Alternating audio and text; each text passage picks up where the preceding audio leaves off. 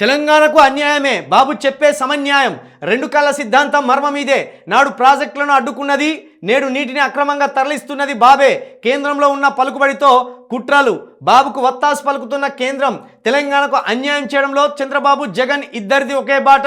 రేవంత్కు కేంద్రాన్ని ఎదిరించే ధైర్యం లేదు చంద్రబాబును ప్రశ్నించే దమ్ము లేదు తెలంగాణ నీటి హక్కుల కోసం పోరాడేది బీఆర్ఎస్ఏ హరీష్ రావు రాష్ట్రంలో కాంగ్రెస్ ప్రభుత్వ చేతగానితనం నిర్లక్ష్యం బీజేపీ పక్షపాత ధోరణి వల్ల తెలంగాణకు తీవ్ర నష్టం జరుగుతున్నది రేవంత్ రెడ్డికి కేంద్రాన్ని ఎదిరించే ధైర్యం చంద్రబాబును ప్రశ్నించే దమ్ము లేదు ఢిల్లీని చూస్తే రేవంత్కు భయం చంద్రబాబు పట్ల గురుదక్షిణ దీంతో రాష్ట్రానికి తీవ్ర అన్యాయం జరుగుతుంది నేను మొన్న చెప్పినా కదా రేవంత్ రెడ్డి ముఖ్యమంత్రి అయింది తెలంగాణ కోసం కాదు ఆంధ్రప్రదేశ్ కోసం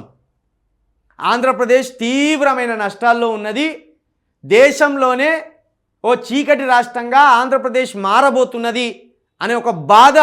చంద్రబాబు నాయుడు రేవంత్ రెడ్డి ముందు వెళ్ళగక్కితే సార్ వచ్చేసరికి నేను ఏదో విధంగా జిమ్మిక్కులు మీరు వేస్తున్న ఎత్తులతోటి ఇక్కడ ముఖ్యమంత్రిని అయితా ఇక్కడ రాష్ట్రాన్ని మొత్తం చీకటి చేసి మీ రాష్ట్రాన్ని వెలుగుగా నింపుతా మీ పొలాలకు నీళ్లు వారిస్తా అన్నట్టు దానికే అయిండు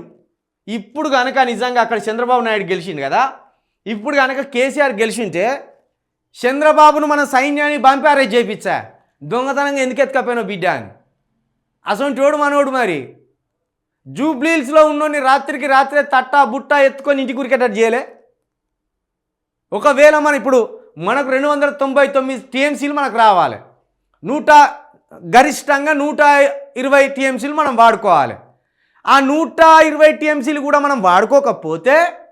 సముద్రంలోకి గలుతున్నాయి కాబట్టి మేము వాడుకుంటున్నామని చంద్రబాబు నాయుడు ఓ మాటలు చెప్తాడు ఇదే ముచ్చట ఒకవేళ ఇప్పుడు మనకు ముఖ్యమంత్రిగా కేసీఆర్ గారు కనుక ఉంటే పోయి ముసలిని తొందరగా అరెస్ట్ చేయిపోర్రి అమరావతికి పోయి అరెస్ట్ చేయిపోర్రి తీసుకొచ్చే చెంచలు కూడా జైలు అయిపోర్రి అను ఎట్టెట్లా దొంగతనం చేస్తాం మా వాటా అని ఏ సడి లేదు సప్పుడు లేదు మన రేవంత్ రెడ్డి గారు ఎందుకంటే గురువు గారు కదా గురువు గారు కాబట్టి సడి సప్పుడు లేదు ఇప్పుడు కేసీఆర్ ఉంటే మజా అంటే మజా ఉండు గవ్వే 16 సీట్లు బీఆర్ఎస్కి ఇస్తే మోడీ గారికి అక్కడ మెజారిటీ లేదు ఈ 16 సీట్లు కనుక బీజేపీకి అక్కడికొచ్చి ఉంటే